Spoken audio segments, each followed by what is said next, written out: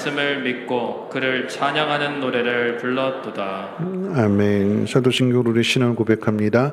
전능하사 천지를 만드신 하나님 아버지를 내가 믿사오며 그 외아들 우리 주 예수 그리스도를 믿사오니 이는 성령으로 잉태하사 동정녀 마리아에게 나시고 본디오 빌라도에게 고난을 받으사 십자가에 못 박혀 죽으시고 장사한 지 사흘 만에 죽은 자 가운데서 다시 살아나시며 하늘에 오르사 전능하신 하나님 우편에 앉아 계시다가 저리로서 산자와 죽은 자를 심판하러 오시리라.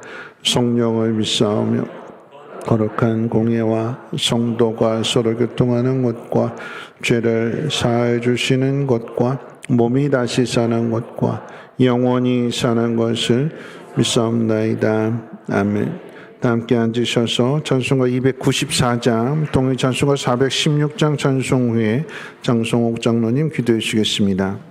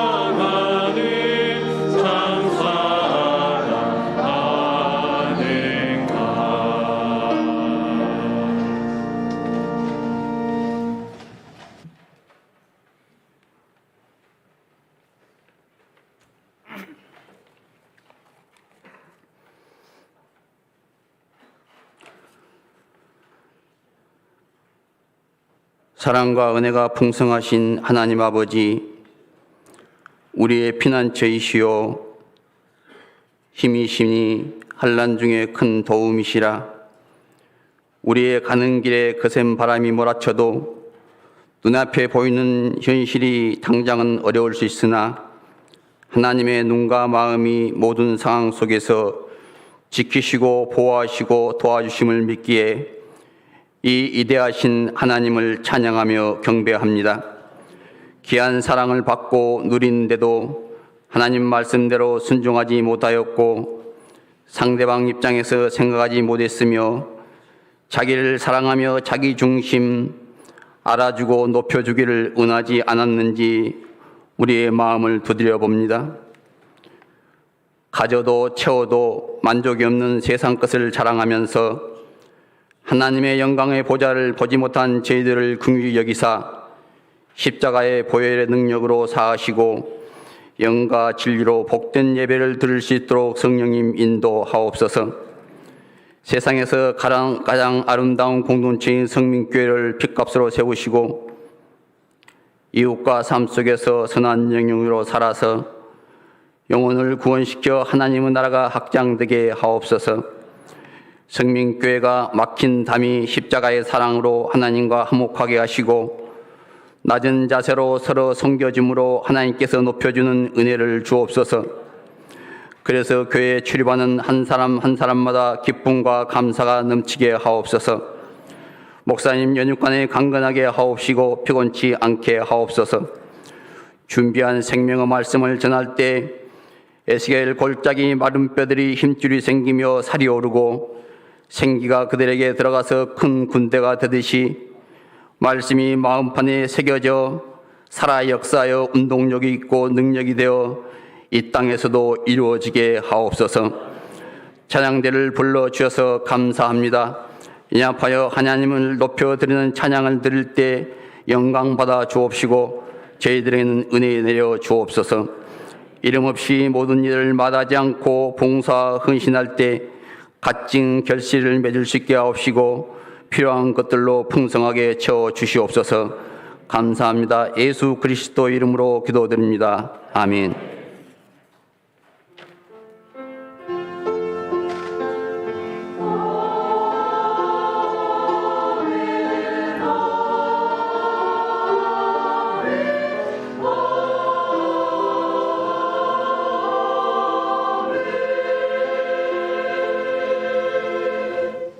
교회 소식은 주보를 참고해 주시고요. 오늘 8월 첫 주를 맞이하면서 선부 예배 후에 기간별 올레가 있고 다음 주에는 제주회가 있습니다. 8월 18일 목요일부터 20일까지 초등부 성경학교가 이제 마지막으로 남게 되었는데 코로나가 다시 이제 재확산되는 주변에서도 이렇게 성도님들 소식을 듣게 될 때에 코로나 걸렸다라고 하는 이야기들을 많이 듣게 됩니다.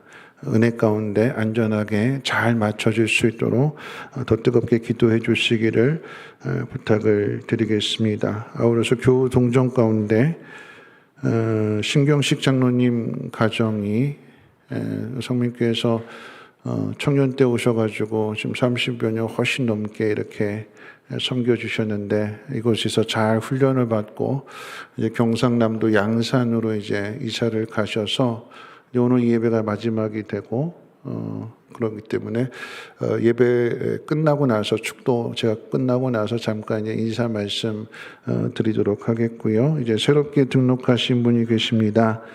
잠깐 자리에서 일어나 주실까요? 네, 이희숙 성도님, 네, 잠깐 자리에서 일어나 주시고 앞에 이제 쌍용빌라에 사시고 우리 교회 이렇게 오셨습니다. 한 가족이 된 건 너무나도 감사를 드리고 3주간의 과정을 통해서 세가족분 잘 수료를 하셨습니다. 너무나 축하를 드리고 잠깐 기도하겠습니다.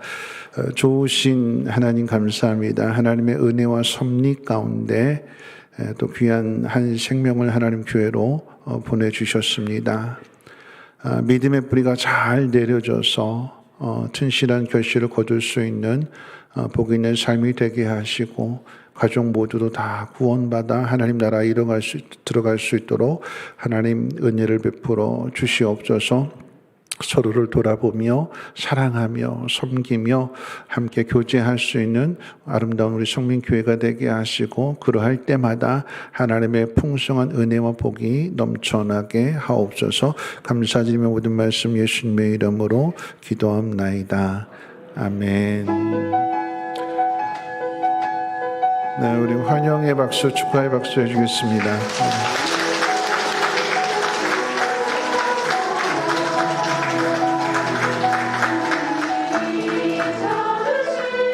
여전도에서도 이렇게 선물 나눠주시고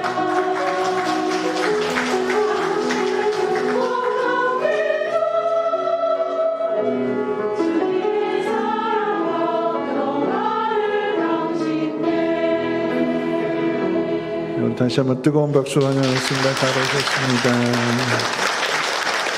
한 가지 더 광고 말씀 드리는 것은 김교영 집사님 아버님이 소천하셔서 장례식 가운데 많이들 위로해 주시고 격려해 주셔서 너무나 감사하다고 그 마음을 담아서 이제 떡을 준비하셨다고 합니다. 예배 끝나고 가실 때 하나씩 받아가시기를 바라겠습니다.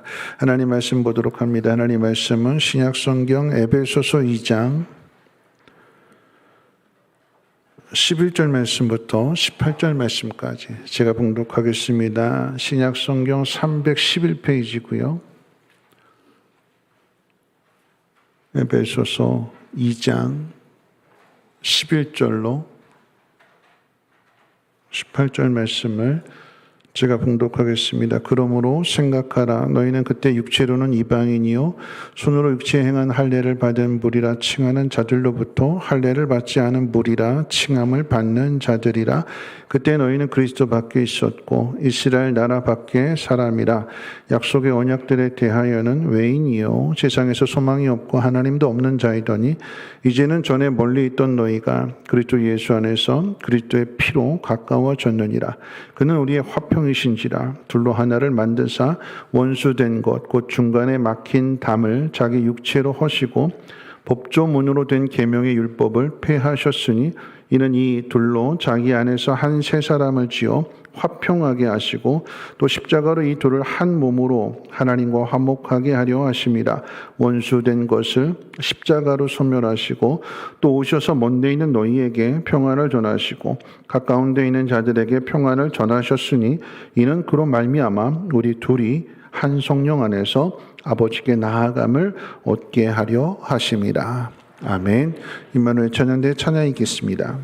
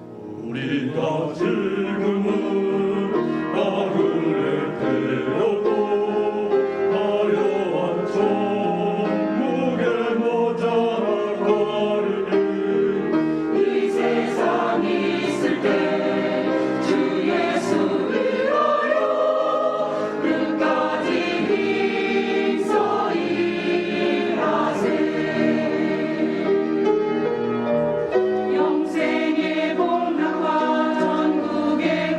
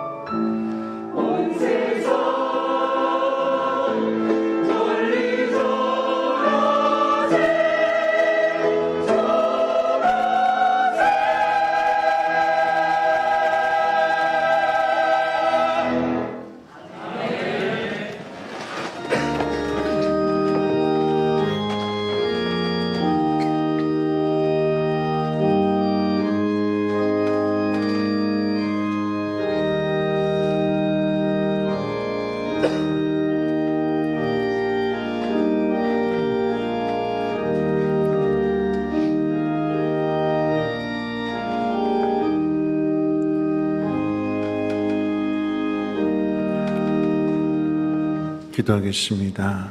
하나님이 복 주셔서 하나님을 예배하는 자로 또한 하나님 복 주심으로 감사하며 귀한 예배를 하나님 앞에 드립니다. 받는 데서 그치는 것이 아니라 받은 것을 나눔으로 인하여 하나님의 마음을, 하나님의 사랑을 전할 수 있는 우리 모두가 되게 하시고 하나님의 나라를 위해서 심은 모든 것들이 더 풍성한 결실로 거두어지는 것들을 보고 간증하며 찬양하며 많은 사람들도 그 은혜의 수혜자가 될 수 있도록 하나님 우리의 믿음을 사용해 주시옵소서. 메마르지 않게 하시고 어느 곳에 있든지 무엇을 행하든지 마음에 소원을 주신 일들이 아름답게 이루어지는 결실하는 그 복을 반드시 보게 하옵소서. 오늘도 하나님 말씀을 듣습니다. 하나님 말씀이 우리 마음 가운데 심어지는 것이 풍성한 결실로 나타날 수 있도록 하나님 영으로 우리를 충만케 하여 주시고 순종하는 믿음 되게 하옵소서. 우리 구주 예수님의 이름으로 기도합나이다. 아멘. 네, 무더운 한 주간 동안 어떻게 지내셨는지요? 우리 옆에 분하고 인사 나누실 때에 이렇게 인사하겠습니다. 무더위를 잘 이겨내고 하나가 됩시다 하고 인사하겠습니다. 네, 무더위를 잘 이겨내고 하나가 됩시다. 네, 한 번 더 인사하겠습니다. 표로 인사하실 때 당신이 행복해야 가정도 교회도 행복합니다 하고 인사 나누겠습니다. 당신이 행복해야 가정도 교회도 행복합니다. 오늘 본문의 말씀은 바울이 에베소 교회를 향해 쓴 편지 내용의 일부지요. 이방인들이기도 한 에베소 교회를 향해 편지를 쓴 이유는 주님은 한 분이시고 믿음도 하나고 세례도 하나다. 만민의 아버지이신 하나님은 한 분이시다. 그 하나님께서 만물을 예수 그리스도 안에서 통일하시고 예수 그리스도를 통해서 만민을 구원하신다는 사실을 가르치기 위해서 편지를 기록했습니다. 그러므로 이 만민에 포함되어져 있는 유대인이나 이방인이나 다 하나가 되어서 그 믿음이 그리스도의 장성한 분량까지 자라가라라고 하는 것입니다. 이러한 모습이 지난주에 살펴본 다윗과 오벳 에돔의 이야기 속에 함축되어 있습니다. 성경은 한 권의 책이지만 구약과 신약으로 나누어지죠. 구약과 신약을 구분할 뿐만 아니라 이야기의 주인공도 각기 다릅니다.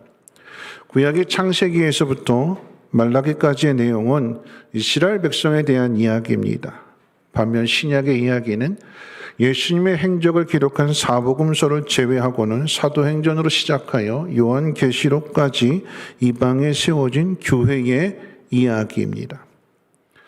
죄로 망가진 만물을 다시 통일하시고 모든 사람을 구원하시기 위해 하나님은 구약시대와 신약시대라고 하는 시간과 이스라엘과 이방인이라고 하는 서로 다른 대상과 장소에서 하나님 되심을 나타내셨습니다. 시간과 장소와 대상은 각기 다르지만 하나님의 사랑은 동일합니다. 하나님의 사랑이 어떻게 동일하게 나타났는지를 오늘 구약과 신약으로 구분해서 함께 살펴보려고 합니다. 먼저 구약의 이스라엘 백성에게 쏟으신 하나님의 사랑입니다. 하나님께서 모든 인류 가운데 한 사람, 아브라함을 창세기 12장에서 택하시지요. 아브라함과 사라의 한 가정을 가나안 땅으로 보내시고 그 후손들을 통해서 이스라엘 민족을 만드셨습니다. 그리고 다른 민족에게는 있을 수 없는 특별한 간섭을, 특별한 사랑을 쏟아부으셨습니다. 애굽에서 건져내셨고요. 홍해 바다를 걸어서 건너가게 하셨으며 시내산으로 인도하셔서 하나님과의 그 언약을 맺게 하시고 불 가운데에서 하나님의 음성을 들려주셨고 이스라엘 백성들이 환난을 당하고 어려움을 당할 때 부르짖으면 하나님은 응답해 주셨습니다. 어느 정도로 응답하셨는가?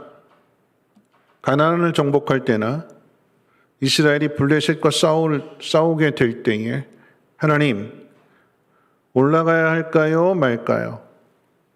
하나님 앞에 물어보면 하나님은 올라가라고 대답을 해 주셨습니다. 올라가면 이기는 거죠.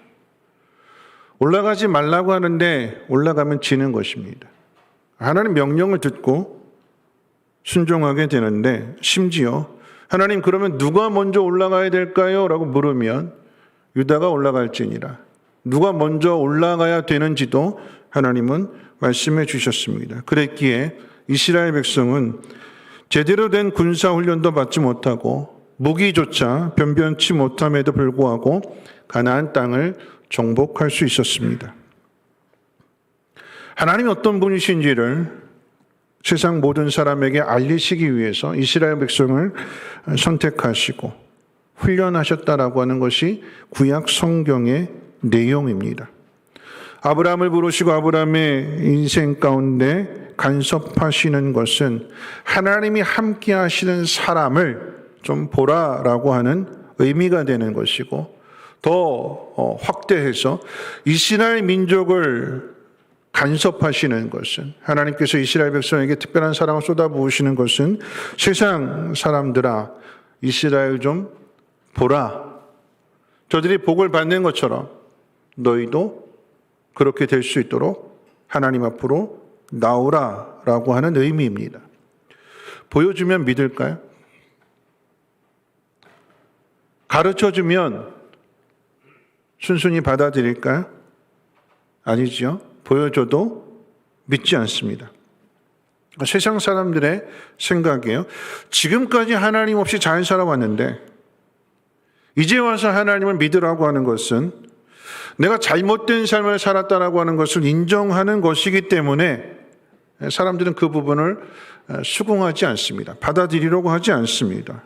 예를 들면 남편과 아내가 이제 차를 타고 운전하게 될 때 남편이 운전하잖아요. 길을 잘못 들었어요. 집사람이 옆에서 이거 길 잘못 들은 거 아니야? 그러면 빨리 수긍, 그러네 하고 돌려야 되는데 아니야 기다려봐 하고 고집을 부리면서 끝까지 가는 거예요.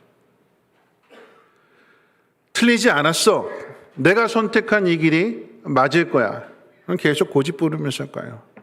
맨 끝에 나오는 말이 뭘까요? 말이 뭘까요? 으이그 거봐. 그러잖아요. 그죠? 길이 막히고 나서야 잘못된 것을 끝까지 가보고 나서야 그때 비로소 수긍하는 어쩔 수 없이 받아들이게 되는 사람들은 내 삶의 주인이 난데 왜 예수님을 주인으로 모시고 살라라고 하는지에 대해서 본성적으로 싫어합니다. 왜 교회 오라고 하는데 왜 그토록 전도를 하는데도 안 받아들일까요? 왜 교회 안 올까요? 교회 가면 이래라 저래라 시키는 게 많고 또 하지 말라고 하는 것도 많아서 안 간다고 합니다. 예수 안 믿는 사람만 그럴까요? 예수 믿는 사람은 잘 따르고 순종할까요? 여러분 교회 안에서 자기 고집 부리지 않고 자기 생각, 자기 주장 내세우지 않고 고분고분 말 잘 듣고 잘 따라갈까요? 아니잖아요. 그렇죠?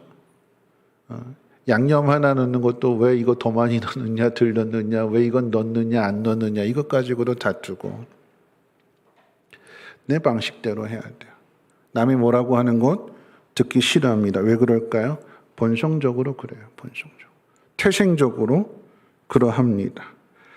여러분 우리가 예수를 믿었다고 할지라도 우리 안에 죄인된 본성, 아담의 후손으로 태어났기 때문에 이 죄인된 본성이 태생적으로 가지고 있어서 남 앞에 머리 숙이는 거 싫어하는 거예요. 여러분 아담과 하와의 죄가 어떻게 시작되는지 우리 잘 알잖아요.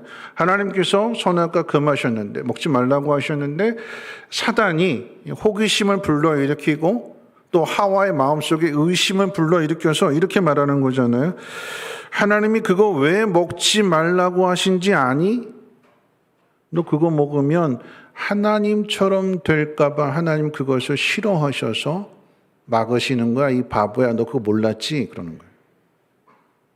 너 그거 먹으면 하나님처럼 돼. 그러니까 어떻게 해요?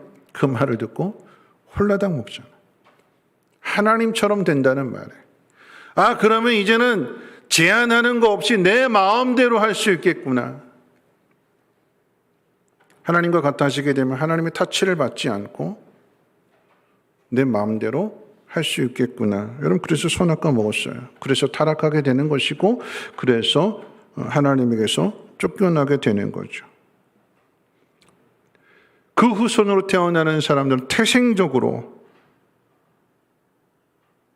남에게 고개 숙이고 싶지 않은 존재로 태어나는 것입니다. 내가 왜 내 밑에 들어가서 머리를 숙여야 되는데 난 그렇게 못해. 여러분, 내 속으로 낳은 자녀도 그렇잖아요. 생명을 걸고 자녀를 낳아줬으면 그 자녀가 그 부모의 은혜를 알고 늘 순종하며 따라가야 되는데, 여러분, 자녀는 속속이는 게 자녀예요. 부모는 그런 자녀를 용서하고 품고 사랑하는 게 부모이고요. 그걸 경험하라라고 하는 것입니다. 세상 어디에도 여러분 착한 자식은 없어요. 세상 어디에도 착한 남편은 없어요. 저희 집사람에게 물어보세요. 제가 착한지 안 착한지. 안 착해요. 세상 어디에도 착한 아내 없어요. 왜요?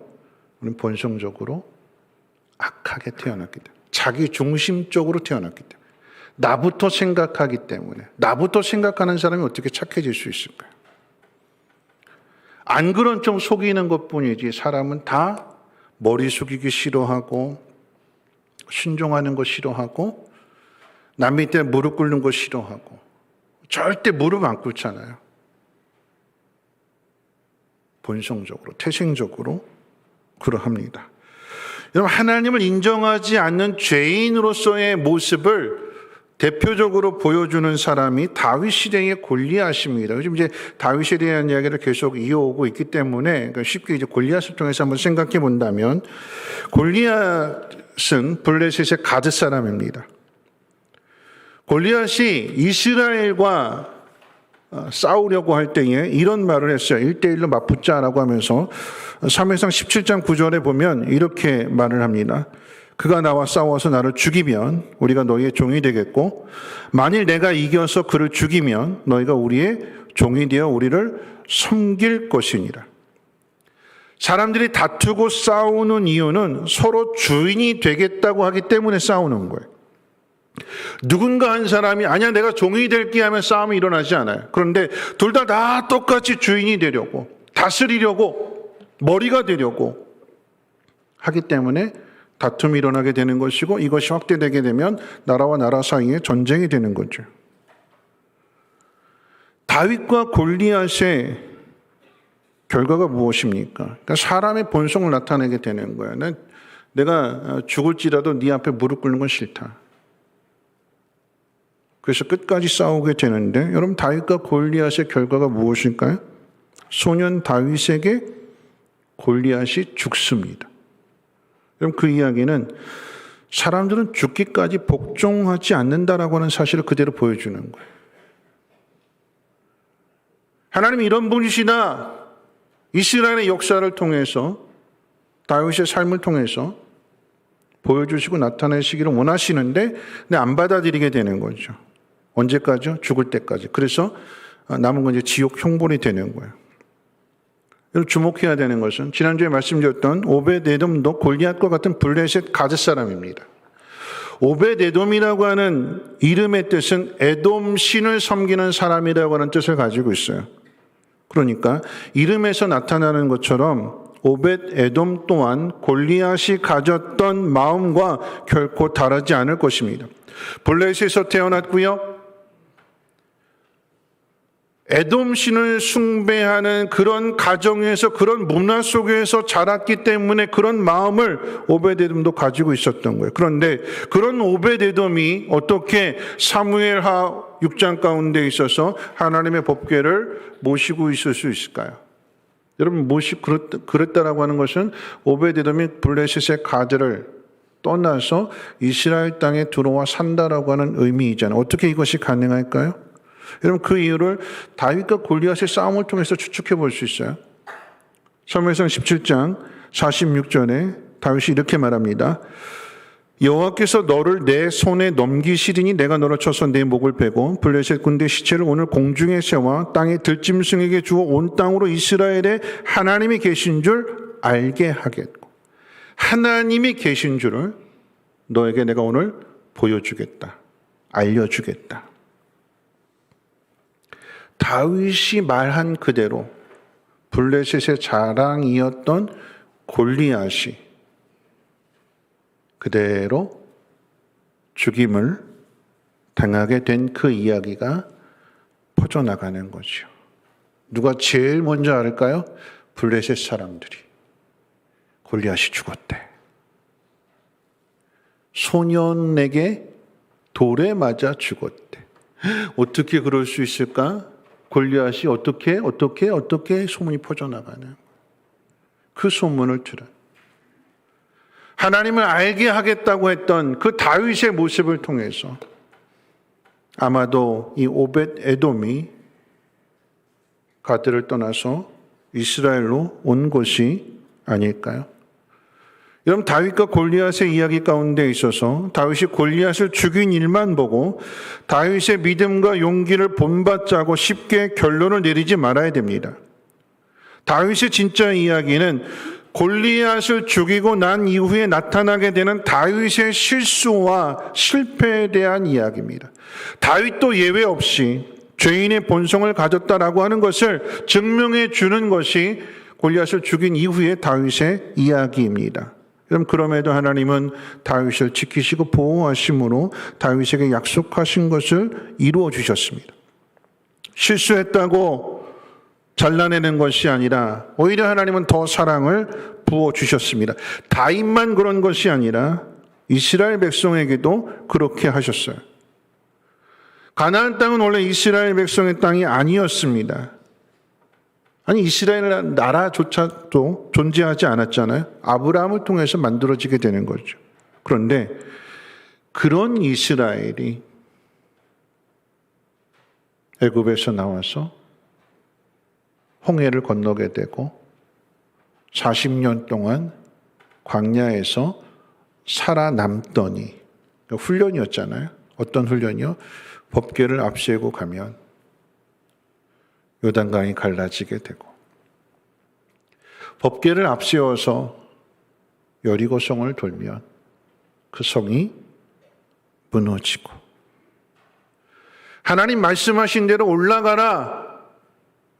올라갔더니 이기게 되고, 이런 그게 가나안 정복의 이야기입니다. 하나님이 너희가 내 말을 들으면 너희가 심지 않은 것을 거두고 너희가 짓지 않은 집에서 살게 된다, 신명기 약속을 해주셨는데, 근데 그 약속하신 그대로 하나님은 이루어 주셨습니다. 그런데 그럼에도 그런 하나님을 배반하는 것이 이스라엘 역사의 이야기고 구약의 내용입니다. 하나님을 배반하는 이스라엘을 하나님께서 선지자를 통해서, 죄송한 표현인데, 얼르고 달래고 심지어는 매를 들고 때렸는데도 안 들어요. 그래서 구약 이야기의 결론이 뭘까요? 애굽의 종이었던 이스라엘을 꺼내서 가나안 땅에 들어가서 편안하게 잘 살게 해주셨는데, 근데 하나님 배반함으로 다시 바벨론의 종으로 팔려가는 그 이야기가 구약 이야기의 끝입니다. 창세기부터 말라기까지 내용은 하나님이 택하셨고 하나님 특별한 은혜를 베풀어 주셨고 특별한 간섭을 해주셔서 아브라함의 이야기로 한다면 애굽 왕에게 아내를 팔아먹었는데 그럼에도 불구하고 특별한 사랑으로 간섭해 주시고 건져주시고 오히려 재산이 더 많아지게 하시고 그런 사랑으로 똑같이 이스라엘 백성을 만들어 주셨는데 가나안 땅에 들어가 살게 해 주셨는데 이스라엘 백성은 그 하나님을 배반하더라라고 하는 거죠. 하나님의 특별한 사랑을 쏟아부어 주셨음에도 인간에게는 답이 없다는 것입니다.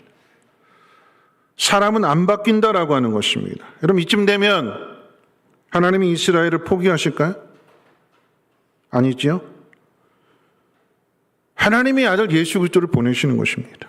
여러분 구약 이야기의 결론은 인간이 정말로 참되게 변화되기 위해서는 예수 그리스도가 필요하다라고 하는 것으로 구약 이야기의 결론이 내려지게 됩니다. 그래서 하나님의 아들을 보내시는 약속을 주시는 것이 구약 이야기입니다. 하나님의 사랑입니다. 이스라엘을 사랑하시는, 그러나 이스라엘만을 사랑하시는 것이 아니라 이스라엘을 사랑하시고 이스라엘에게 복을 주심으로 이방 사람들에게도 그 복을 전하게 하시려고 하는 하나님의 특별한 사랑입니다.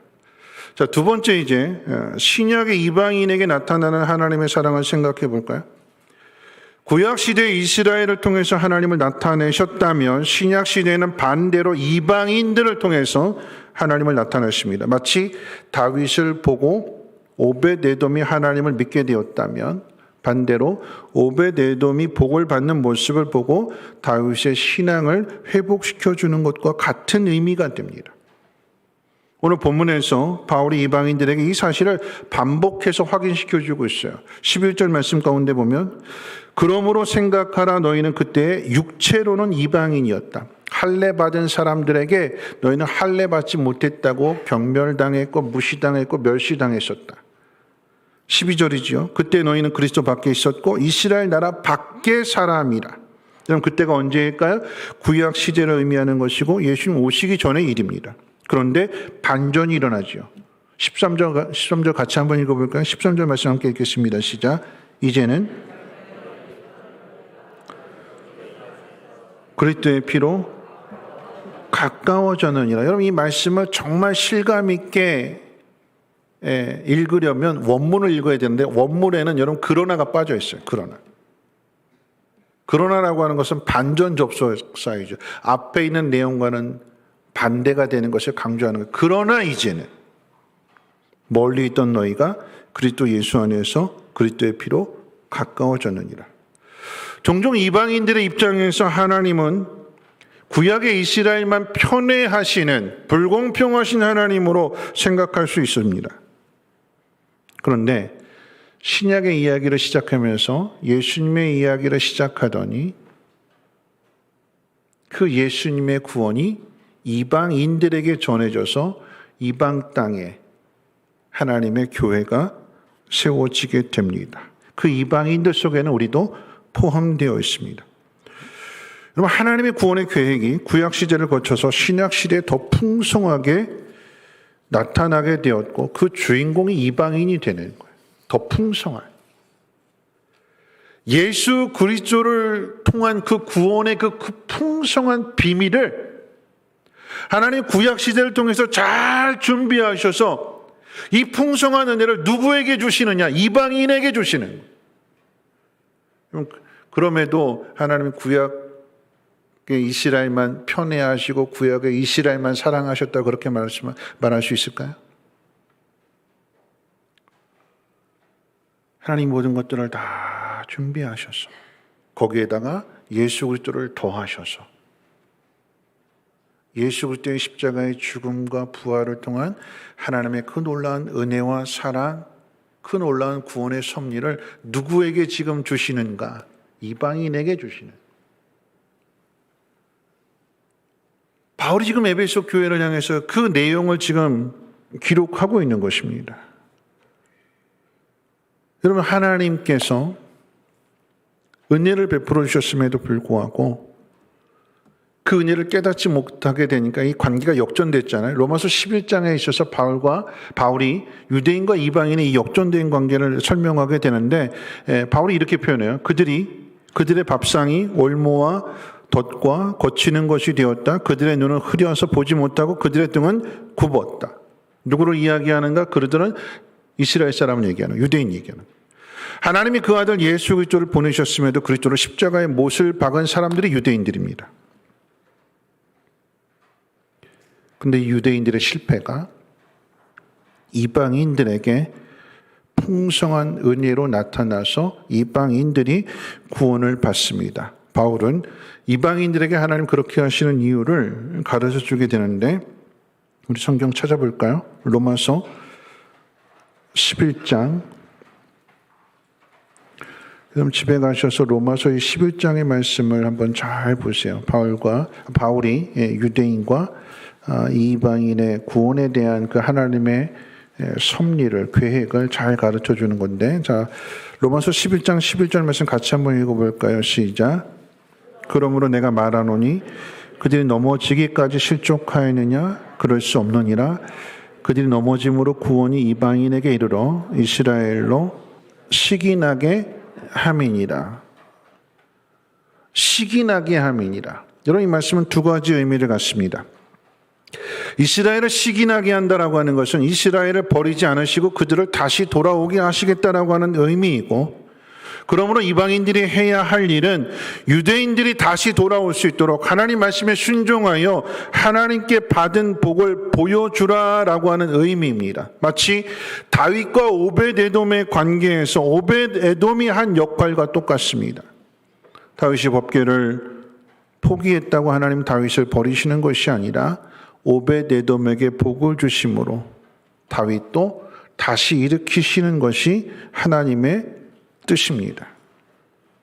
다윗을 통해서 오벳에돔에 대한 사랑을 나타내시는 하나님이 또한 오벳에돔을 통해서 다윗에 대한 사랑을 나타내시는 거죠. 여러분, 그런 의미에서 본다면 구약의 이스라엘만 사랑하시고 또는 신약의 이방인만 사랑하시는 것이 아니라 유대인이나 이방인이나 똑같이 구원하시는 것이 하나님의 사랑이고 하나님의 마음이다라고 하는 것입니다. 자, 그렇다면 하나님의 사랑을 받은 사람이 해야 할 일이 무엇인지를 마지막으로 한번 생각해 보려고 합니다.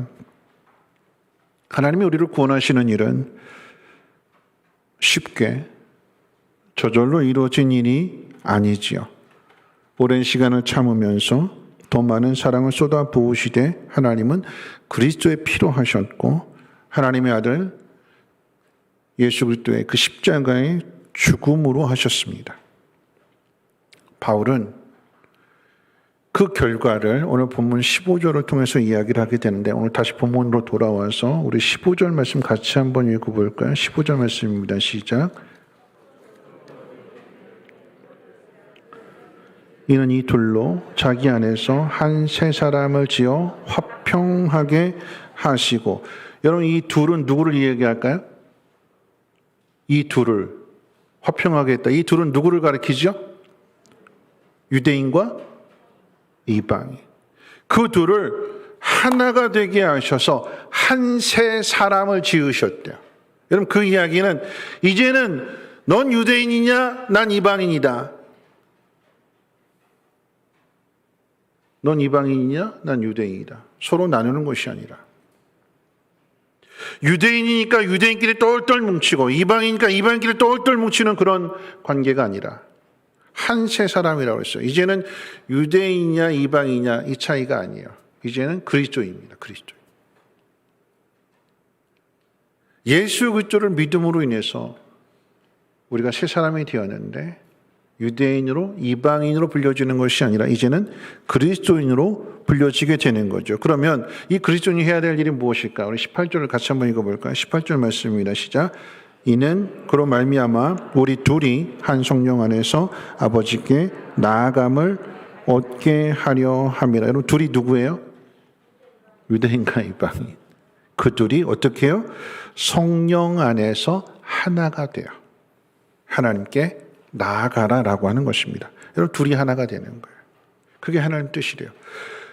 예수 그리스도를 통해서 우리를 구원해 주시고 우리 안에 있는 이 죄악된 본성, 근본적으로 하나님 앞에 또는 그 누군가에게 머리 숙이는 것을 싫어하는, 복종하기 싫어하는 그런 우리의 죄악된 본성을 이기도록 하나님 영을 부어주셔서 그 하나님 영에게 복종하는 그 삶의 훈련을 통해서 어떻게 해요? 유대인과 이방인이 하나가 되는 거예요. 나와 너가 하나가 되는 거예요. 그래서 하나님 앞에 나아가는, 이게 하나님의 뜻이래요. 그럼 지금까지 예수님 오시기 전까지, 그리고 이방 사람들이 구원을 받기 이전까지 유대인의 생각은 유대인이 어떻게 이방인과 한 식탁에서 밥을 먹을 수 있느냐. 그래서 담을 높이 쌌어요. 넌 절대 접근금지 들어오지 마라. 구약의 이스라엘만 그랬을까요? 우리는 안 그럴까요? 세상 사람들은 안 그럴까요? 별의별 것 가지고 다 나눠요. 가진 자와 없는 자 나누죠. 끼리끼리. 이런 교회 안에도 경상도는 경상도끼리, 전라도는 전라도끼리. 이런 교회가 이렇게 나눠지면 안 돼요. 이게 세상이 하는 거예요, 세상. 세상에서는 전라도와 경상도 사람이 한 당을 이룰 수 없어요.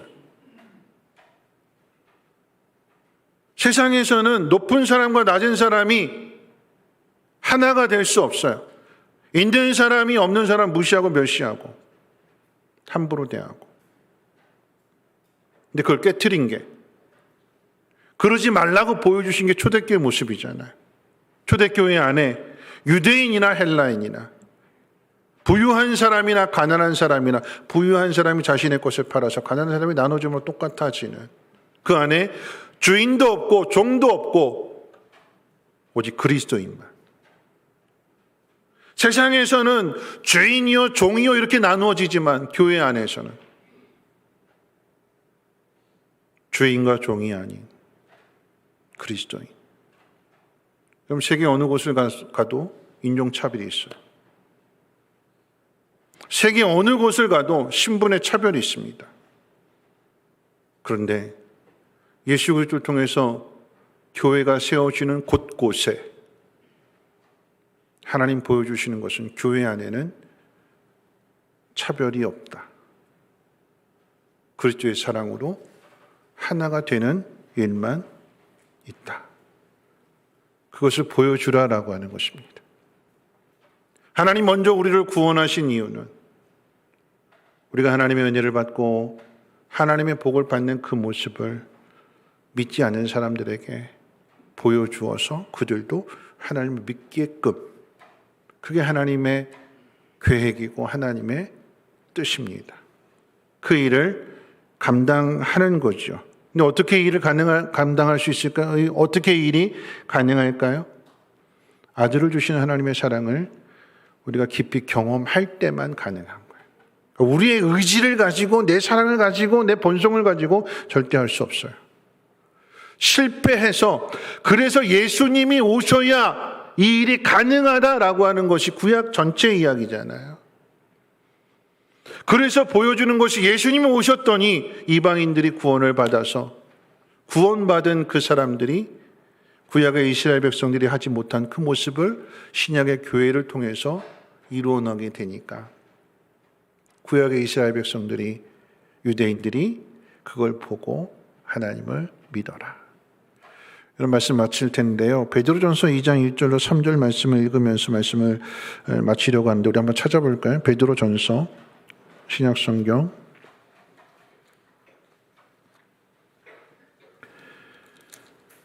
2장 1절로 3절까지 제가 가진 성경 신약성경 378페이지고요. 2장 1절로 3절까지 같이 한번 읽어볼까요? 시작.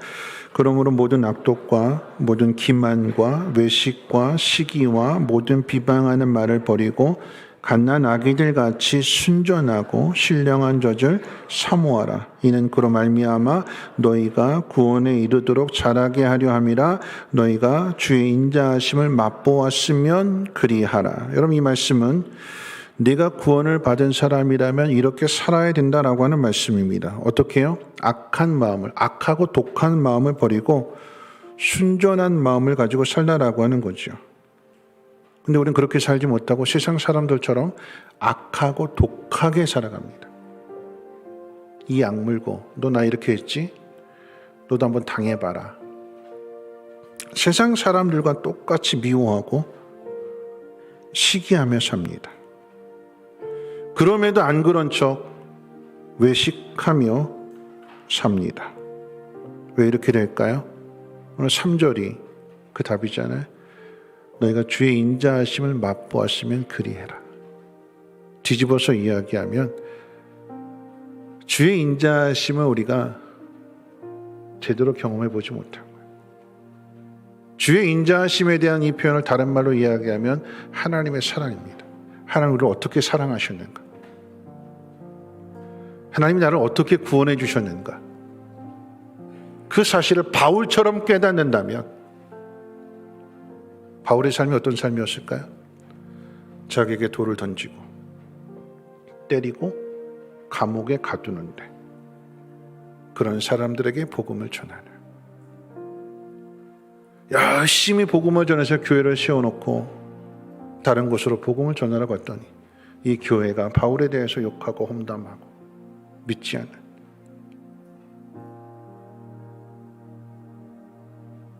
그런 교회를 바울은 또다시 편지를 보내고 기도할 때마다 하나님 앞에 간절하게 기도하는,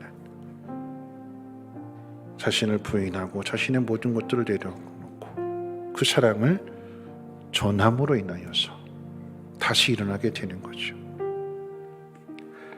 하나님 우리에게 그 일을 하라고 하시는 거예요. 누구에게요? 여러분, 우리가 오늘 이 자리에 있는 것은 내가 잘나고 똑똑해서 스스로 나온 것이 아니라 내가 낙심하고 나 어떻게 살지? 나 이제 어떻게 하면 좋지? 아무런 방법도 없고 대책도 없고 주저앉아 있을 그때에, 외로움과 괴로움 속에서 탄식하며 있을 때에 누군가 은혜 받은 사람, 하나님의 사랑을 경험한 그 사람이 오지 말라고 해도 그렇게 무시하고 멸시했음에도 그 사람이 찾아와서 예수 믿자고, 교회 가자고. 그래서 오늘 우리가 이 자리에 있는 게 아닐까요? 그럼 어떻게 해요? 우리도 이 사랑을 전해야죠. 하나님이 나만 사랑하시는 것이 아니라 내 앞에 있는 그 사람도 원수 같은, 미워 죽겠고 죽이고 싶은, 근데 하나님은 그런 우리들을, 거역하고 불순종하고 미워 죽겠고 죽이고 싶은 우리들에게 하나님 아들을 내어주셨어요. 십자가를 지게 하셨습니다. 예수님도 그러셨어요. 그러니까 우리가 어떻게 살아야 될까요? 그렇게 십자가를 지고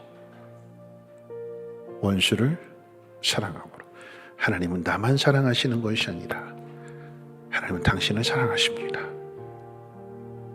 그 모든 고난을 다 이겨내고 그 사랑을 전하십시오. 하나님의 사랑을 경험한 자만이 할 수 있는 일이에요. 오늘도 주의 인자하심을 맛보시고 한 주간 동안 살아가실 때에 이 사랑을 잘 전할 수 있는 우리 모두가 되시기를 주님의 이름으로 부탁을 드립니다. 우리 함께 일어나셔서 우리 은혜 찬송 부르신 후에 함께 기도하고 축도로 마치겠습니다.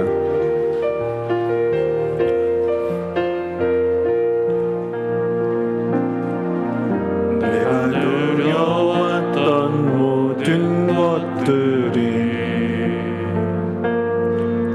내가 지나왔던 모든 시간이, 내가 걸어왔던 모든 순간이 당연한 건 아니라 은혜였소. 아침에 해가 뜨고 저녁에 노을,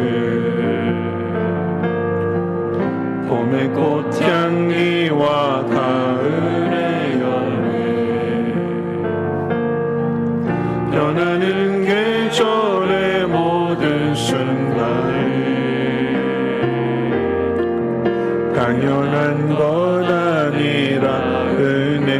내가 이 땅에 태어나 사는 것, 내가 이 땅에 태어나 사는 것, 어린아이 시절과 지금까지 숨을 쉬며 살며 꿈을 꾸는 삶, 당연한 것 아니라 은혜였소. 내가 하나님의 자녀로 살며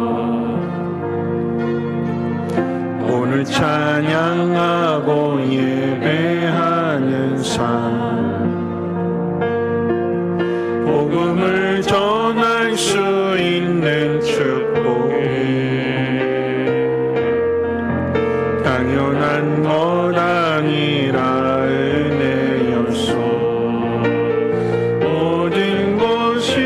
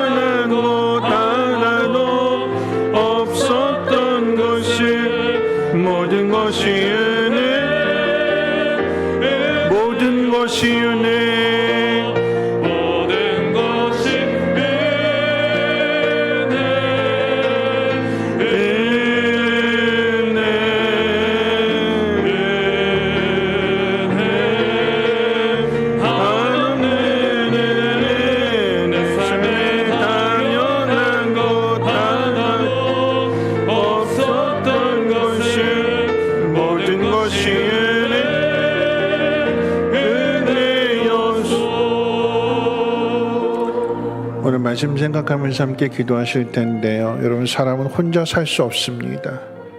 그걸 잘 보여주는 것이 다윗과 오벳에돔의 관계 아니겠습니까? 다윗이 있었기 때문에 오벳에돔이 복을 받게 되고, 오벳에돔이 있었기 때문에 다윗이 다시 믿음을 회복할 수 있었습니다. 하나님 우리에게 그런 삶을 살라라고 하는 것입니다. 우리 힘으로 안 되고 우리 본성 가지고 안 되기 때문에, 그래서 예수님을 보내주셨고, 예수님 우리를 위해서 십자가를 지심으로 인하여서 이제는 한 세 사람, 둘로 나뉘어진 것이 아닌 하나가 되는 그리스도인이 되게 하셨습니다. 이 사랑을 믿지 않는 사람들에게 전하여서 그들도 예수를 믿음으로 한 세 사람이, 그리스도인이 하나가 될 수 있도록 이 사명 우리가 감당해야 되는 거죠. 다시 코로나가 재확산되고 사람들 마음에 두려움 가운데 있지만 이 사명을 잃어버리지 말고 예수 믿는 사람으로서 담대하게 하나님 앞에 감사하고 하나님을 찬양하는 삶을 살아가게 해달라고 우리 통성으로 하나님 앞에 기도합니다. 거룩하신 하나님 감사합니다. 오늘도 하나님 말씀을 듣습니다. 하나님의 사랑은 차별이 없는 동일한 사랑입니다. 구약의 이스라엘을 택하시고 특별한 사랑을 쏟아부으시지만 그렇게 하시는 것은 그러함으로 이방인들이 보고 하나님 앞으로 나오라라고 하는 것입니다. 하나님이 예수 그리스도를 통해서 이방인들에게 구원을 베풀어 주시지만 그렇게 하시는 것은 그 모습을 보고 하나님의 아들을 십자가에 못 박았던, 하나님을 대적했던 이스라엘이 뉘우치고 회개하고 돌이키라라고 하는 것입니다. 하나가 되게 하십니다. 그리스도의 사랑, 하나님의 사랑 안에서 하나가 되게 하시는 것이 하나님의 계획이며 하나님의 마음이라고 한다면, 나를 힘들게 하고 내 마음을 아프게 하는 하나님 그 사람 앞에서 하나님의 사랑을 보여줄 수 있는 우리 모두가 되게 하옵소서. 나만 구원받고 나만 복을 받는 것이 아니라 알지 못하고 깨닫지 못하고 잘못된 길을 걸어가는 저들도 돌아서서 하나님의 복을 받으라고 오베데돔과 같은 그 역할을 잘 감당할 수 있도록 하나님 우리의 마음을 변화시켜 주시고 하나님의 영으로 충만하게 채워 주시옵소서. 성령 안에 복종하게 하시고 순종함으로 인하여 함께 하나님의 뜻을 이뤄갈 수 있는 믿음의 공동체가 되게 하옵소서.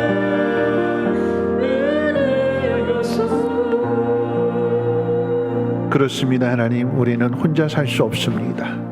누군가 넘어졌을 때 일으켜 세워주라고 우리를 거기에 두셨습니다. 하나님, 우리가 넘어졌을 때 우리를 일으켜 세워주셨던 것처럼 그 은혜와 그 사랑을 깨달은 우리 또한 하나님 세상 가운데 넘어진 자들을 일으켜 세워주고 하나님 앞으로 인도함으로 이방인과 유대인으로서의 차별과 구별이 아닌 한 세 사람, 한 그리스도인 되어줄 수 있도록 하나님 역사해 주시옵소서. 성민교회를 통해서 하나님 그 일을 이루어 주시고 한 주간도 살아가게 될 때에 하나님의 그 사랑을 나타내며 전할 수 있는 축복의 통로들 되게 하옵소서. 이제는 우리 주 예수 그리스도의 무한하신 은혜와 하나님의 그 크신 사랑하심과 성령님의 감화 감동 충만 보호 역사하심이 하나님의 사랑을 깨닫고 그 사랑을 전하기로 다짐하고 결단하는 사랑하는 주의 백성들 머리머리 위에와 가정과는 모든 일들과 특별히 자녀들 위해 성민교회 쉼터 유치원 이 나라의 민족 북한 땅 전 세계 위에 이제로부터 영원토록 항상 함께 있을지어다. 아멘.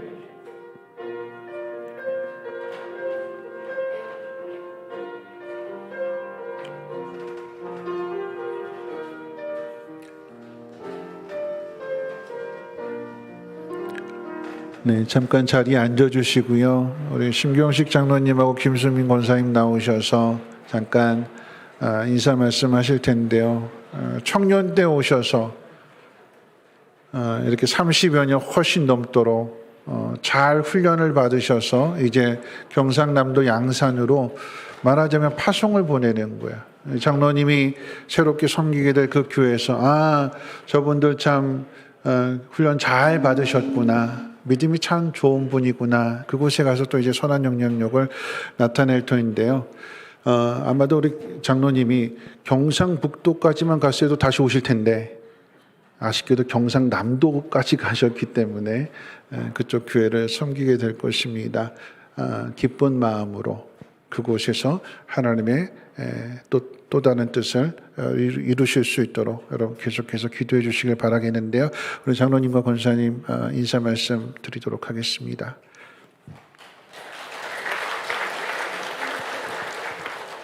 어, 40년 전에 청년 때 성민교회 보내주시고 또 아내와 결혼하게 해주시고 장로까지 하나님께서 훈련시켜서 여기까지 세워주셨습니다. 오래전부터 장로 은퇴하고 하나님께서 비전을 주셨는데 그것이 한 2개월 전에 갑작스럽게 하나님께서 회복시키던 사업장도 다시 접게 하시고 그 길을 하나님께서 인도하셨는데 사실 되게 부정했습니다. 저희들은 부정하였으나 창세기 12장 1절을 통해서 아브라함에게 주셨던 말씀처럼 저희들에도 그 말씀을 계속 주셔서 저희 부부는 하나님의 말씀에 순종하기로 하였고 40년 동안 몸담았던 성민교회를 좀 헤어지는 그런 아쉬움은 있습니다. 위로는 하나님의 사랑이고 지금까지 성민교회 안에서 성도님들의 귀한 사랑과 귀한 또 애정을 많이 받아왔습니다.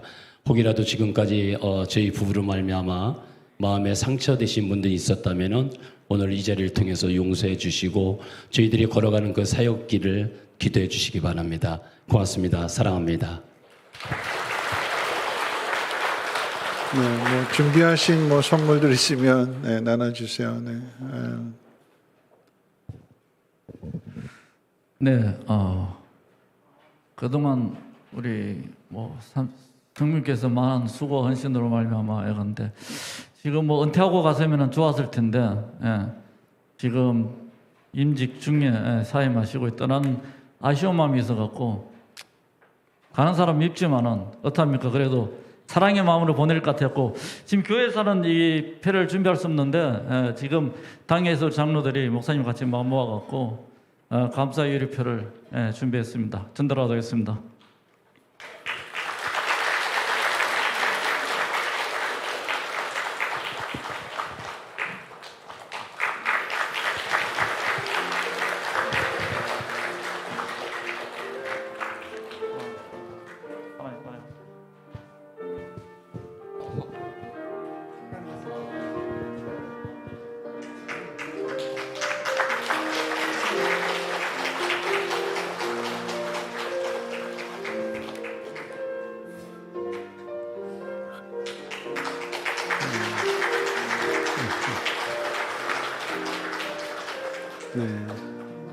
오늘 예배 마치시고 이제 양산으로 내려가실 거예요. 오늘 이 자리가 마지막 자리가 되고요. 이미 집은 다 옮기셨고 오늘 이제 인사하고 갑작스럽게 결정된 것이라 저도 좀 당황스럽긴 하지만 하나님의 특별한 섭리가 있으면 믿고요.